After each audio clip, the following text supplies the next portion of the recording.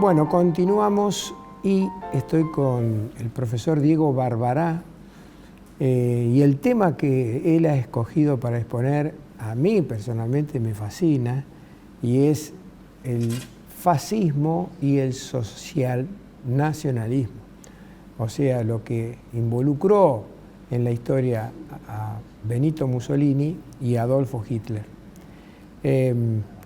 No sé si vamos a poder concluir en este bloque todo lo que él tiene para decir, pero bueno, no hay peor gestión que la que no se comienza, dicen en ventas, ¿no? Bueno, Diego, gracias por venir al programa, un gusto tenerte acá. ¿Qué tal? Muchas gracias. El agradecido soy yo por la invitación. No, por favor, arranca por la punta. ¿Cuál sería? La punta, bueno, aquí nosotros conversando sobre un tema que entiendo que puede ser de interés, ¿no? La idea del fascismo italiano por un lado y el nacionalsocialismo alemán, ¿no? Que generalmente se los vincula y están bien vinculados, pero se los identifica cuando no deberían ser identificados en términos ideológicos, ¿me explico? Y muchas veces se utiliza el término fascismo para hacer referencias a otras realidades que no fueron el fascismo propiamente dicho.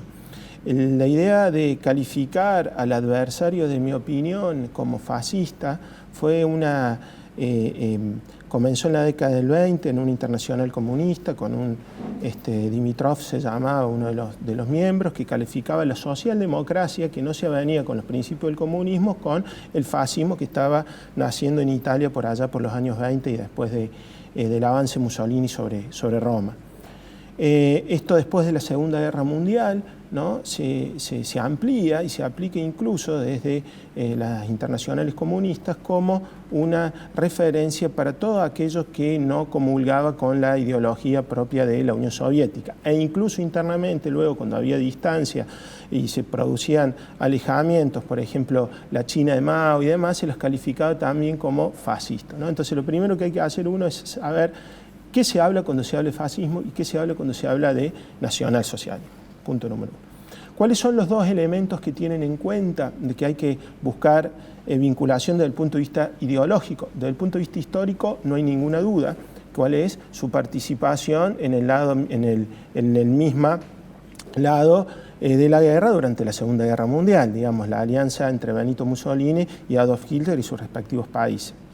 Pero además de eso, que es obvio, desde el punto de vista y del acercamiento que hubo a partir del 37 aproximadamente del fascismo con ciertos postulados racistas, hay que tener en cuenta que el fascismo no era o no tenía entre su eje central la idea de la raza como sí la tenía el nacionalsocialismo. Entonces, ¿cuáles eran los dos elementos que sí podemos decir que congeniaban? En primer lugar, la idea de socialista, en el sentido de qué socialismo, no en el socialismo marxismo, sino la idea de una postura crítica hacia el individualismo liberal, ¿no? Y a toda la crítica a las formas políticas existentes en Europa desde el siglo XIX, a partir de la Revolución Francesa, ¿no? Entonces, como antiliberal, con una idea de una persona, de un individuo inserto en una sociedad transpersonalista, o sea, que ocupaba un puesto en la comunidad y se definía en función de ello, ¿no? Eso por un lado, la idea como más de preeminencia de la comunidad sobre el individuo. Y en segundo lado, eso en la parte, diríamos, socialista, y aparte después nacionalista, o sea, una exacerbación de los postulados propios de los que ellos estimaban caracterizante de sus respectivos estados. En el caso de Mussolini, su identificación histórica con el Imperio Romano, y en el caso de Hitler, con la idea de la raza germánica. Esos son los elementos que nosotros podemos ver como comunes.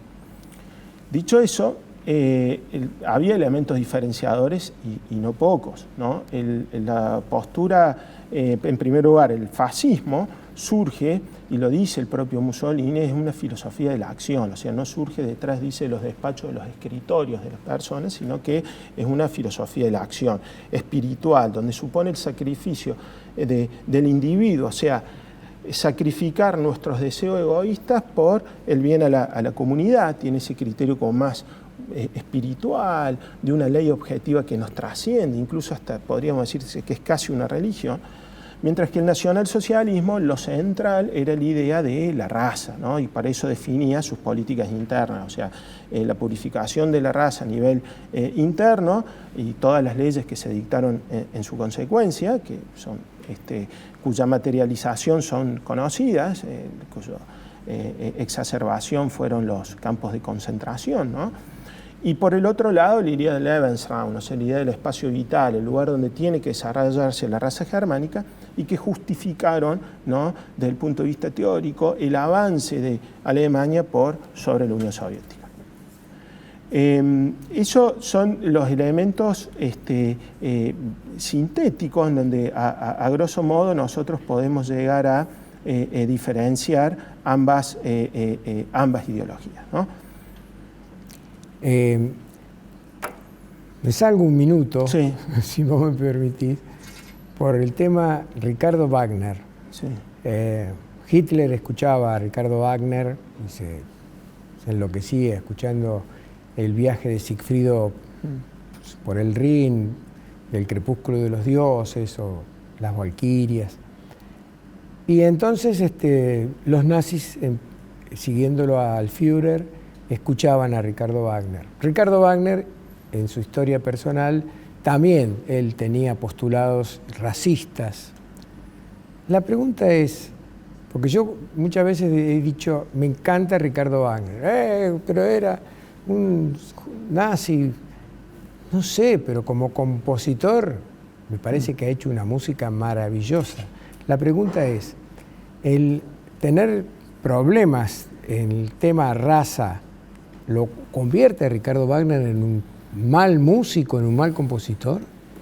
Bueno, yo personalmente entiendo que no, como en otros casos donde una persona no pueda coincidir con mis postulados, ¿no?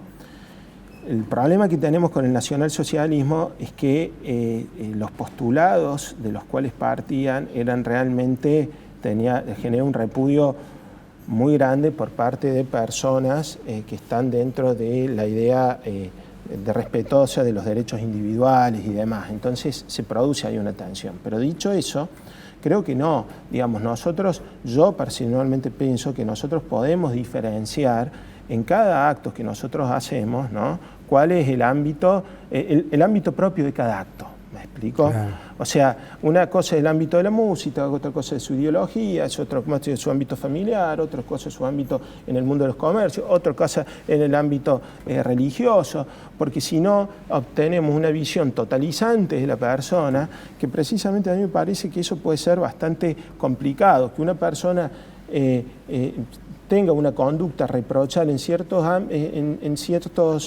ambientes, no lo hace necesariamente malo en el resto, del punto de vista lógico. Ahora, sí es cierto que se complica una cuestión que en el nacionalsocialismo se presentó mucho, digamos, a posteriori, eran los hijos de los jerarcas nazis. ¿Me explico? Los hijos de... Y hay un caso muy famoso, que es el hijo de Bormann, que fue sacerdote, que era uno de los jerarcas del nacionalsocialismo, que bueno, que se le reprochaba un poco esto. Y él dice, bueno, miren, yo reconozco de alguna manera el sacerdote, inconscientemente estaba queriendo expiar de alguna manera, era consciente de las cuestiones de su padre, pero llevaba en su billetera el último saludo que le dio él como padre a él. ¿Me explico? Entonces, ¿qué es lo que quiero decir? El punto del nacionalsocialismo es un caso especial, digamos, porque su ideología, y Wagner es previo al nacionalsocialismo, ¿no? En el caso del nacionalsocialismo es una situación especial porque en general la conducta que desarrollaron sus miembros fueron de una barbarie tal que es muy difícil pensar que eso no se pueda trasladar al resto de sus ámbitos. ¿Me explicó? Ahora, sin perjuicio de ello, sí creo que en general a las personas nosotros podemos medianamente distinguir en función de cuál es el ámbito que se desarrolla, si no vamos a lo que se llama aceptar lo que se dice cultura de la cancelación. ¿Me explico? Porque es malo, y esto está muy en boga hoy por hoy. Aclarar cultura de la cancelación al televidente porque por ahí no saben, no conocen. La cultura de la cancelación supone borrar a una persona determinada por haber expresado una ideología o por haber actuado en el pasado de una manera tal que no era políticamente correcto a los ojos actuales. ¿Me explico? A la mirada actual. Entonces, se critica, entonces decimos, bueno, como Wagner, insisto que Wagner fue previo al nacionalsocialismo, lo cual no es un detalle menor, pero como Wagner tenía, miraba, exaltaba el mundo germánico, ergo, nosotros no podemos escucharlo. Y debe cancelarse, debe sacarse de los libros de historia y de los gustos musicales. Otro tema, el autoritarismo. En general se dice que en todo el mundo, no solamente en Argentina, las revoluciones que ha habido de militares que fueron consideradas autoritarias. Pero en todo el mundo el autoritarismo, la concepción vertical del mando, se lo tiene a los militares por representantes del autoritarismo. Esto estaba muy preciado tanto en el fascismo como en el nacionalsocialismo, ¿no? Es decir, había una conducción vertical de obediencia de arriba hacia abajo. ¿Cómo encaja esto en la relación entre ambos, fascismo y nacionalsocialismo, el tema autoritarismo? Bueno, en primer lugar, tanto el fascismo como el nacionalsocialismo no están, hay un cierto consenso de no catalogarlos como autoritario, sino como totalitario. ¿Me explico? Como totalitario. ¿Por qué? Porque autoritario supone una estructuración jerárquica enfocada fundamentalmente al ejercicio de los derechos del tipo político. Obviamente. Perdón por la interrupción. Sí. Lo que vos estás diciendo quiere decir que de ninguna manera en los militares hay alguna concepción fascista. No, aparte en el tema de los militares, la jerarquía de los militares propia de la Fuerza de Seguridad, no solo de los militares, se justifica para la supervivencia del propio Estado. Claro. O sea, el hecho de que exista una organización sumamente vertical y rígida es para precisamente garantizar el ejercicio del poder político, que descansen las armas y evitar que los militares ejerzan función política, los miembros de Fuerza de Seguridad, y de esta manera socaven el poder político. Entonces, por eso tiene que ser jerárquico. No sé si me... Sí, está claro, está muy claro. Entonces, en el caso del nacionalsocialismo y el fascismo, al igual que de otros fenómenos políticos, van más allá, porque el autoritarismo de alguna manera obedece a la lógica que tiene su individualista y que tiene su origen en dar al César lo que es del César y a Dios lo que es del Dios, o sea, distinguir un ámbito público y un ámbito privado de la persona. Lo que se cercena son las libertades públicas de naturaleza política. En cambio, en el nacionalsocialismo y en el fascismo es una estructura totalitaria. ¿Qué significa que sea totalitaria? Que es totalizante de la persona, ¿no? Decía Mussolini, nada fuera del Estado, todo dentro del Estado, nada contra el Estado. ¿Me explico? Y él es el que genera la idea del totalitarismo, donde todos los ámbitos de la persona son susceptibles de caer dentro del interés público. ¿No? Ahora, en el comunismo había cierto grado de aversión, supongo yo, hacia el fascismo, ¿no? Creo que vos lo explicaste así.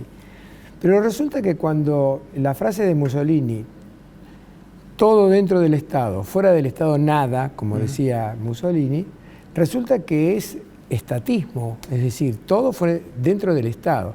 O sea que el Estado es el factotum de la vida de una persona. ¿Eso está más cerca del socialismo? Me parece a mí, porque el socialismo es estatismo. Sí, es estatismo, había es cierto, elementos vinculantes. Hay elementos vinculantes, por eso dije en el momento lo que tenía ese elemento. Socialismo es en cuanto, en estos casos, por lo menos así lo entiendo yo, en cómo se percibe la percepción, cómo se entiende el vínculo de la persona con la comunidad a la que pertenece. ¿Me explico? Se prioriza la comunidad, o en el caso del comunismo se prioriza las fuerzas económicas y demás. Yo creo que en eso sí son elementos, se asemejan, pero luego no hay diferencias sustanciales, ¿no?, entre lo que es el comunismo y el fascismo, ¿no? El comunismo primero tiene una lógica más universal, ¿no?, salvo la idea del socialismo en un solo país que tenía Stalin y demás, pero hay una lógica más universal de mejorar la dignidad del hombre. Yo equiparar, por más que uno pueda o no coincidir esa ideología con el nacionalsocialismo o el fascismo, dice un actor Sabine que eran partidos de aventureros, ¿me explico? El comunismo es otro fenómeno, no es más científico, por decirlo de alguna manera, y que, bueno, de hecho logró mantenerse en el poder más tiempo, ¿no? Desde